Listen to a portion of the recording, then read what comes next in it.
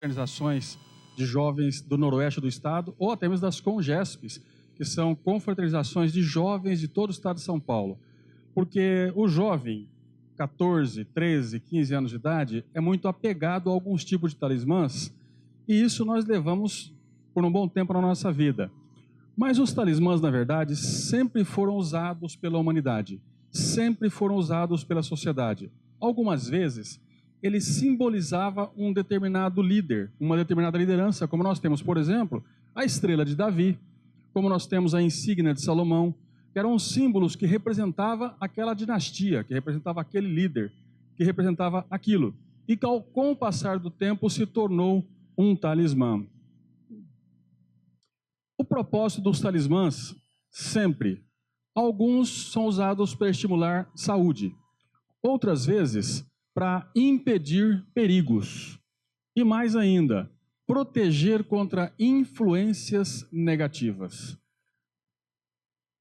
Claro, existe uma gama muito grande e cada um que usa um amuleto tem a sua explicação, tem a sua ideia, tem a sua percepção de que aquele símbolo, aquele objeto, aquele material qualquer vai provocar na vida de qualquer pessoa. São infinitas as possibilidades. Os principais tipos de amuletos que nós encontramos. Números, a gente brinca muito com esse número 7, e esse número 142857, há quem diga que o 7 é um número cabalístico. Por ser um número primo, então fala-se muito das 7 chagas de Cristo, fala-se muito do 7º céu. O 7 é muito usado nos meios cabalísticos como um todo. Esse número 142857 tem uma curiosidade. Se eu pegar esse número e multiplicar por 2, ele vai dar 428571. Se eu multiplicar por 3, ele vai dar outro número, mas sempre mantendo os mesmos algarismos, vai mudar a ordem, vai mudar a posição. Exceto se eu multiplicar pelo próprio 7. Se eu pegar esse número e multiplicar por 7, o resultado vai ser 999999. Quer dizer, um número tão estranho que eu multiplico por todos os números os mesmos algarismos em sequência diferente. Mas por 7, ele dá outro número, dá um 9999, que também é um outro número cabalístico. Por quê? Gente, é uma regra matemática, porque esse número 142857 é o resultado da divisão de 1 por 7.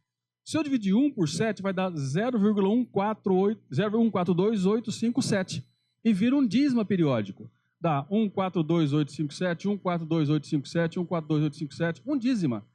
Então é uma conta matemática que alguém achou que isso era interessante e resolveu brincar com isso. Claro, meu professor de matemática que ensinou isso, ensinou como curiosidade matemática, não como número cabalístico. Mas algumas vezes eu faço essa brincadeira com alguma pessoa, peço para que ela multiplique por um número, por outro, e a hora que eu mando multiplicar por 7 e dar aquele resultado, a pessoa já fica preocupada. Porque é um número cabalístico. Não. É uma regra matemática que deu esse resultado. A matemática é uma ciência natural. Não tem nada de cabalístico nem de diferente. Embora há quem estude numerologia, dizem que se influencia na vida. A minha opinião é completamente adversa, mas cada um tem a sua. Usamos também muito pedras. Cristais, principalmente. Ametista, se vocês pegarem os astros, o zodíaco, o horóscopo, todo signo tem a sua pedra da sorte. É a pedra que vai trazer sorte para aquela pessoa. Mais uma crença, e vira um amuleto, e muitos utilizam, como eu vou falar para vocês daqui a pouco. Imagens. Como eu disse, imagens de símbolos. O símbolo da insígnia de Salomão, o símbolo, a imagem de Cristo, a imagem da Virgem Maria, a imagem de algum santo e até a imagem de algumas pessoas. E imagens que não condiz com a nossa realidade. Eu tenho gente que adora o tal do Ganesh.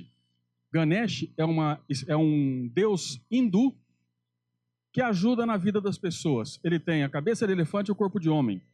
E tantos outros deuses indianos, tantos outros deuses de várias origens, a pessoa usa. Usa essa imagem de Buda. E aí tem um detalhe.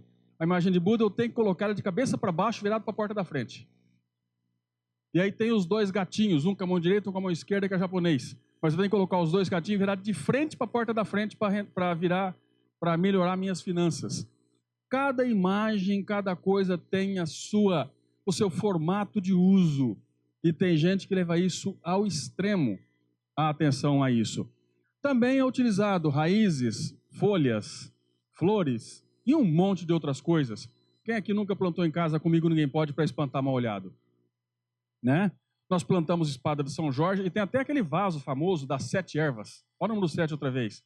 Que tem espada de São Jorge, comigo ninguém pode, arruda. É um vaso só desse tamanho com 7 plantas para proteger a entrada da casa. Então é mais um tipo de amuleto que nós utilizamos na nossa vida. Às vezes alguém fala que é bom, nós acreditamos, sem qualquer princípio, sem qualquer fundamento, e passamos a utilizar esse símbolo. As formas de uso são as mais diferentes, e algumas até muito engraçadas, podem ter certeza. Claro, para uma pessoa cética, porque para quem leva isso a sério, não é nada engraçado. Existem as formas naturais, como o vaso, como a estátua, como alguma coisa assim parecida. Mas também, às vezes, nós usamos como penduricalhos, como joias, né? Então, a figa, e tem gente que tem aqueles colares que tem tudo pendurado, a figa, a pata de coelho, a ferradura. Quer dizer, se a pata de coelho desse sorte, o coelho não tinha perdido. Não é verdade? Se a ferradura desse sorte, o burro seria um animal muito mais inteligente que a gente, porque antigamente os animais usavam isso, os animais de tração. Hoje nem se usa mais, porque nem temos tanto animal de tração como tínhamos há tempos atrás. Então tem gente que tem aquele famoso colar com 5, 6 tipos de amuleto pendurado, em ouro, com pedras preciosas, mas é o amuleto que está ali. E poucos têm a coragem de dizer que usa aquilo para proteção. Não, eu comprei porque eu achei uma joia linda, maravilhosa. Mas dá uma joia melhor para você ela vai usar. Muitas vezes não vai usar porque a confiança que ela tem naquele amuleto é realmente muito grande. Também são usados sachês, são usados patuás, são usados coisas de todo tipo, como caixa, travesseiro, sendo colocado coisas dentro. Há tempos atrás eu comprei para mim um travesseiro medicinal. Não é amuleto, mas é um travesseiro que continha uma erva que dizia que era bom para quem tem hipertensão arterial. O aroma daquela erva ajudava a acalmar a pessoa. Aí sim, eu acredito no perfume das flores, porque entra na mente da gente e provoca um equilíbrio de uma forma natural. Não comprei aquilo como amuleto, e sim como um sanitivo, como um remédio que poderia também colaborar para a minha saúde física. Também existem objetos que são enterrados. E aí a parte do enterrados tem aqueles amuletos para o bem e para o mal. Outro dia um colega de trabalho chegou e falou assim, eu acho que alguém enterrou um sapo no jardim da minha casa. E ficou tão engraçado porque ele mora em apartamento, né? Então eu falei, olha, desculpa, mas no teu prédio, pelo menos, tem um jardim? Não, não tem. Eu falei, então como é que enterraram o sapo? Não, é só forma de dizer. Mas tem gente que acredita nisso, que eu vou enterrar alguma coisa em algum determinado lugar e aquela coisa vai fazer mal ou vai fazer bem. Porque o amuleto não é só para o bem, não. Existem amuletos também que provocam maldades em algumas pessoas. E tem gente que acredita nisso e usa com frequência. Existem aqueles que são guardados secretamente. Eu acredito nesse amuleto, uso esse amuleto, mas ele fica muito bem escondido, ninguém sabe que eu tenho esse amuleto. Está guardado naquela gaveta do meu criado mudo, lá no fundo, sob um pano. Está gravado na minha caixa, na minha gaveta de meias, dentro de uma meia, lá no fundo, uma meia que eu nunca vou utilizar. E aí, se um dia a empregada acha aquilo, pergunta o que é. É o caos para aquela pessoa, porque ela perde a confiança naquele amuleto. Claro, sempre nós temos que ter histórias, e eu conheço algumas também, boas, bacanas e principalmente pitorescas. Uma amiga minha, uma vez, ganhou um cristal. Algo um pouquinho menor que isso aqui. Mas ela tinha a seguinte indicação. Primeiro, o cristal tinha que ser lavado numa água pura.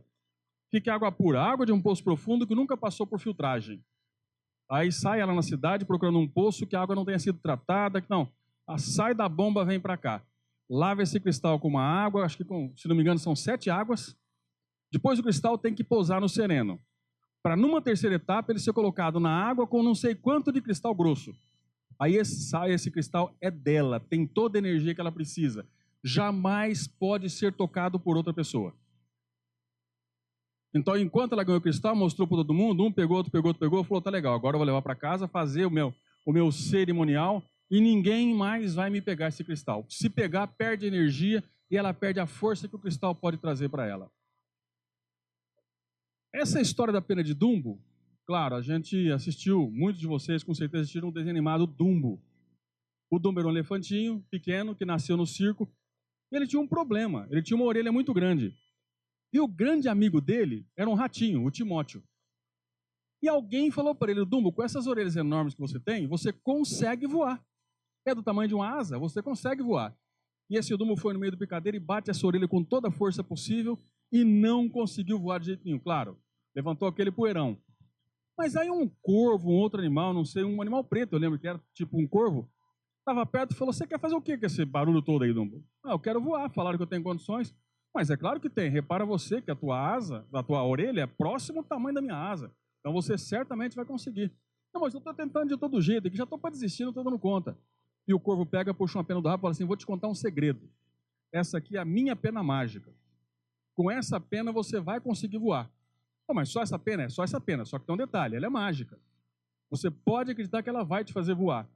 E o Timóteo pega e coloca no chapeuzinho do Dumbo aquela pena preta. E ele tenta e tenta e tenta, até que uma hora ele consegue alçar voo. E voa bonito, voa longe, aí ele passa a ser o astro do circo, exibindo todas as noites, voando no picadeiro, voando no palco do circo ali, tudo maravilhosamente bem. E começou também a passar voos longe do circo para a aventura, conhecer os céus, coisa que o elefante jamais poderia conhecer, só o Dumbo. Num desses passeios que ele estava bem alto, bateu um vento meio forte, desequilibrou ele um pouco e a pena saiu do chapéu. Quando ele percebeu que a pena saiu do chapéu, ele entrou em pânico e começou a cair. Começou a perder altitude, porque a pena era a pena pena mágica que o corvo passou para ele. E o Timóteo virou: mas por que você está com problema? Não, porque eu pedi a pena, não vou conseguir mais voar. Falou: Dumbo, lembra você que o próprio corvo falou que ele não precisava mais da pena, porque ele já tinha conseguido se liberar da pena. Por isso que ele te passou. Então experimenta bater as asas que você vai conseguir. E ele bate as asas e voa divinamente e não precisa mais daquela pena.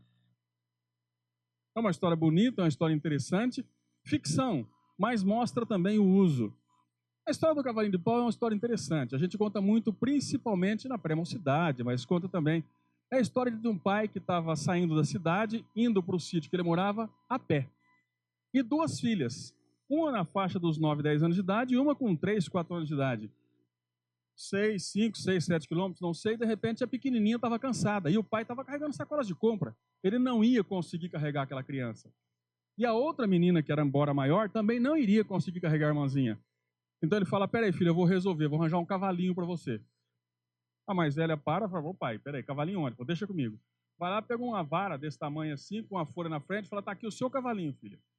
Você vai conseguir chegar agora pulando o seu cavalinho. Essa criança botou o cavalinho no meio das pernas, aquele pedaço de pau, e saiu pulando e saiu correndo e chegou no sítio até com mais energia do que ela tinha. A mais velha pergunta: pai, eu não entendi. Ela estava cansada, não conseguia nem caminhar. O senhor entregou o cavalinho para ela, ela saiu correndo e pulando mais ainda. Pô, filha, a energia ela tinha. Ela não tinha a autoconfiança. O cavalinho foi que joguei para ela esse processo de autoconfiança. Bom, o crucifixo, uma outra pessoa que eu conheço, passou por um acidente muito grave. Ele numa rodovia, velocidade normal, entardecer aquela noite, aquele lusco-fusco, né, aquela luz, o sol caindo, a noite chegando, e um ônibus entrou na frente dele.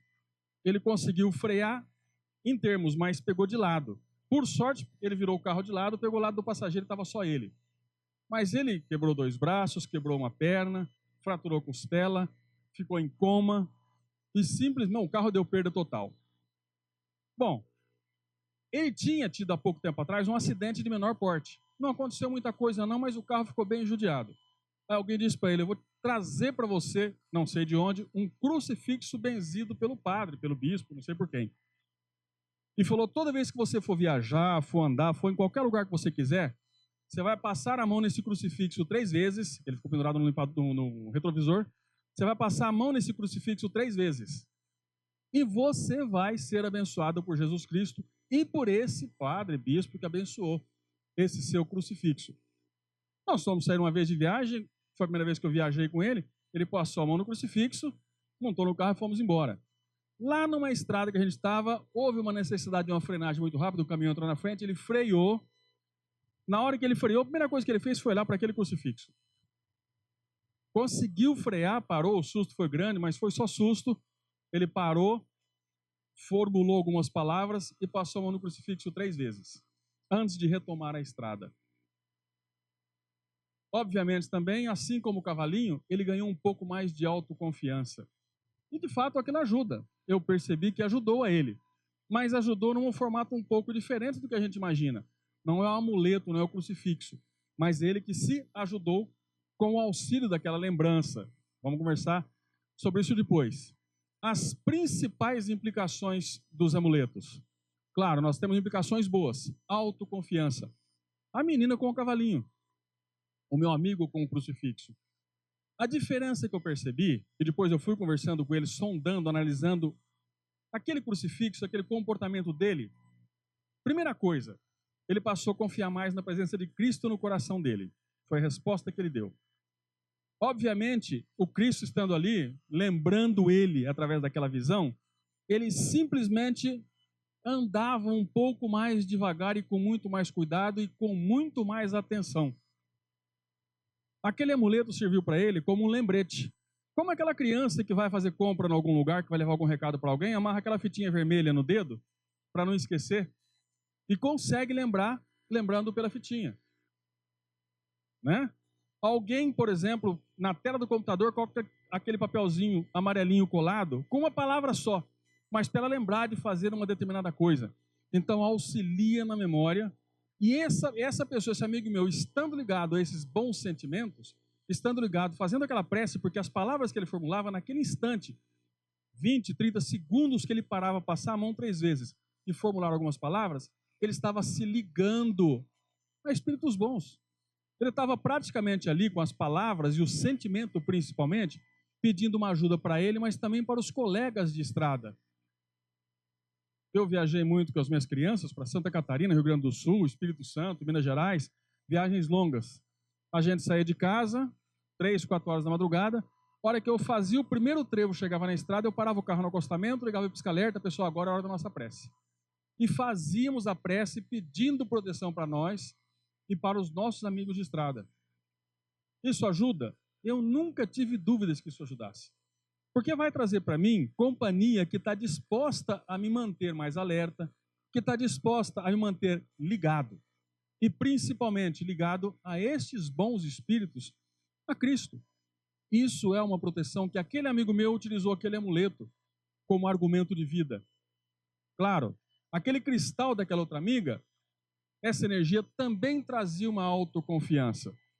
Só que nem todo efeito é só a autoconfiança. Existe aquela chamada confiança exclusiva. A pessoa, quando perde aquele amuleto, como o elefante Dumbo, ela perde também a confiança em tudo mais que ela tinha. Tem gente que é assim. Alguém tocou o meu cristal, alguma coisa de ruim vai me acontecer.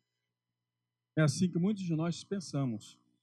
Porque aquele amuleto meu foi, não sei, judiado, foi prejudicado. E eu perdi aquela confiança naquele amuleto. Então eu digo, alguma coisa vai me acontecer porque eu perdi esse amuleto. Esse é o nosso grande perigo. Mas existe outro grande perigo também, que é a vinculação. Tem gente que, dia do vestibular, leva aquele amuleto, aquele símbolo, aquela coisinha, e se esquece, não consegue passar na prova. Não porque ela não tenha estudado, não porque ela não tenha conhecimento, mas muitas vezes porque aquela pessoa não está preparada psicologicamente para entender que o conhecimento dela é que é importante, mas mais ainda, o equilíbrio. E como ela vinculou o equilíbrio emocional, o equilíbrio da autoestima, da autovalorização àquele amuleto, ela fica prejudicada por aquilo.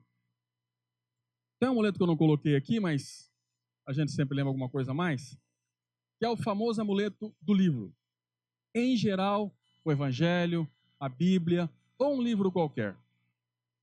Eu conheço uma pessoa que na casa dela tem, num canto de uma peça, na sala, a Bíblia aberta numa página. Aquela peça de colocar o livro está aberta lá. Aquelas 2 páginas que estão abertas estão completamente amareladas, diferente das outras peças. Ela acredita que a Bíblia estando ali vai ajudar. A Bíblia estando ali prontinha, aberta, vai trazer luz para aquela casa. E não sei se vocês têm redes sociais, mas aqui em São José do Rio Preto aconteceu um fenômeno meio bravo, que foi o trem que se desencarrilhou e matou 8 pessoas. Alguém foi lá e olhou que num canto que a parede não ficou destruída, tinha um televisor, e em cima do televisor tinha uma Bíblia. E virou o milagre da Bíblia salva por Deus. Peraí, Deus salva a Bíblia, por que não salvou as pessoas? Salvou quem tinha que salvar. Mas por uma coincidência, aquela Bíblia ficou suja, caiu umas pedrinhas em cima, mas a Bíblia e a televisão, porque a televisão estava lá, a Bíblia estava lá, a Bíblia foi salva. E toda a casa restante quase foi destruída. Isso é aquela fé cega, que a gente acredita sem raciocinar, sem pensar. Mas voltando ao livro, conheço outra pessoa que também utiliza o livro, só com um detalhe. Todo dia que ela chega na casa dela, ela pega aquele livro, abre uma página qualquer, e é a Bíblia, dá uma lida e procura dar uma meditada sobre aquele trecho que ela leu. Quando ela vai sair para trabalhar, que ela vai sair de casa, ficar mais tempo, ela passa 2 minutinhos, abre outro trecho daquela Bíblia, dá mais uma lida, dá mais uma analisada naquilo que ela leu, faz um pensamento positivo e sai para trabalhar. Esse sim é o verdadeiro amuleto do livro. Porque na verdade não é o livro que seja um amuleto, mas a mensagem que ali está. A mensagem que ela leu, o tempo que ela parou para meditar, mesmo que ela não tenha feito uma prece, mas aquele pequeno culto do Evangelho, aquele minúsculo culto da Bíblia, aquela leitura, aquela pausa para se ligar ao que é bom, para se ligar ao que é de bem, esse sim é o verdadeiro amuleto. Não traz as vinculações de espécie nenhuma. Não traz más vinculações. Porque se ela está com pressa e sai sem ler aquele livro num determinado dia, ela não vai se martirizar e achar que alguma coisa aconteceu de ruim foi exatamente porque não leu aquele trecho daquele livro. Mas aí vem a velha pergunta: qual a posição da doutrina espírita com relação a amuletos? Nós somos espíritas. Estamos aqui para entender o poder dessa doutrina na vida de cada um, que é principalmente reforma íntima, aprendizado. Então a pergunta número 554 do Livro dos Espíritos trata sobre isso. Aquele que, errado ou certo, tem confiança no que chama virtude de um talismã, não pode, por essa confiança mesma, atrair o espírito, porque então é o pensamento que age? O talismã não é senão um sinal que ajuda a dirigir o pensamento? Assim como aquele amigo meu passa a mão no crucifixo, e eu falo muito isso, eu costumo dizer que, ao contrário do que nós aprendemos, Jesus não morreu na cruz para nos salvar. Jesus viveu na terra para nos salvar e nos deixou uma mensagem riquíssima de histórias, de parábolas, de ensinamentos e principalmente de exemplo de resignação, de exemplo de ensino. Só que muitas vezes nós estamos mais preocupados naquele Jesus morto, naquele Jesus crucificado. E esquecemos muitas vezes da mensagem. Nós pedimos para que Jesus na cruz nos ajude, mas não pedimos para que aquilo que Ele nos ensinou sirva para melhorar a nossa vida. Preocupamos mais com o Calvário do que com a parábola do bom samaritano. Preocupamos mais com o sofrimento dele sendo surrado no caminho da crucificação do que com a parábola do filho pródigo e do pai que recebe o filho em qualquer condição, porque é filho, e tantas outras palavras e outros ensinamentos que ele nos fez. Então a gente tem que começar a pensar de uma forma diferente e tomar o cuidado. E a resposta dos espíritos diz que é verdade, ajuda a dirigir o pensamento, mas a natureza do espírito atraído depende da pureza da intenção e da elevação dos sentimentos. Ora, é claro que aquele que é tão simples para crer na virtude de um talismã não tem objetivos mais material do que moral. Em todos os casos, isso anuncia uma baixeza e uma fraqueza de ideias que o expõe a espíritos imperfeitos e zombeteiros. Não coube ali, mas é zombeteiros. Aqueles espíritos que gostam de brincar, atrapalhar, fazer graça, fazer arte, para atrapalhar a vida daqueles. Então, à medida que você se vincula a um amuleto, aquela pessoa, aquele espírito vai te bombardear de bons pensamentos, né, entre aspas, né? vai te bombardear de pensamentos para que você se vincule ainda mais a isso. Então, amuleto é uma coisa que foi usada desde os princípios da humanidade. O Ganesh, aquele deus indiano que tem cabeça de elefante e corpo de homem, e outros que têm vários braços, e outros que é uma cobra. Gente, o brahmanismo é uma religião que tem pelo menos 5.000 anos. É de antes de Cristo. O próprio Cristo nunca usou nenhum tipo de talismã, nunca usou nenhum tipo de amuleto qualquer, como Davi tem utilizado.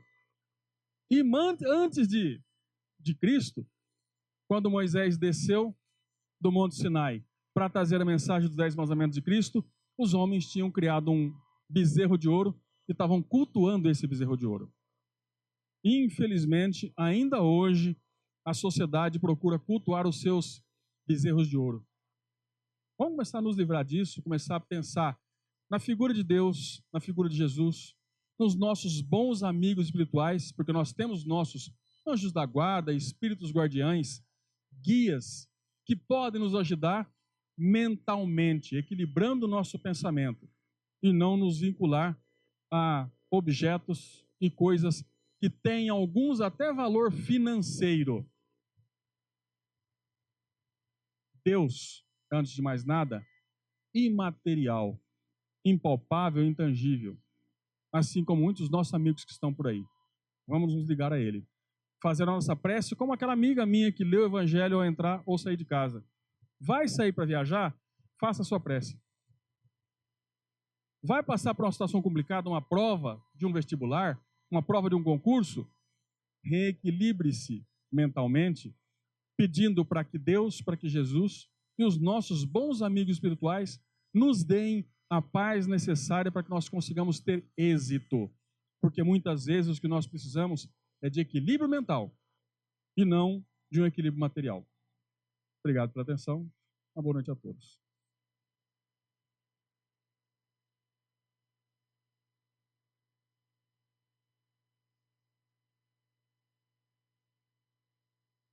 Obrigada, Valdo, pela palestra. Quanta informação importante, quanta coisa do nosso dia a dia. Quem de nós já não acreditou em algum tipo de amuleto, mesmo até de passar embaixo de escada, ver gato preto, né? E agora nós ficamos sabendo que o que vai nos proteger são as nossas atitudes e são os nossos pensamentos ligados com o alto, porque quem tem o poder de nos proteger é Deus, é tudo que vem de Deus, de Jesus, e os espíritos que vêm em nosso auxílio, por comando de Jesus e de Deus. Então, que nós possamos refletir nesses instantes, se nós estamos sendo muito supersticiosos ou dependentes de alguma coisa, que nós nos libertemos disso, né?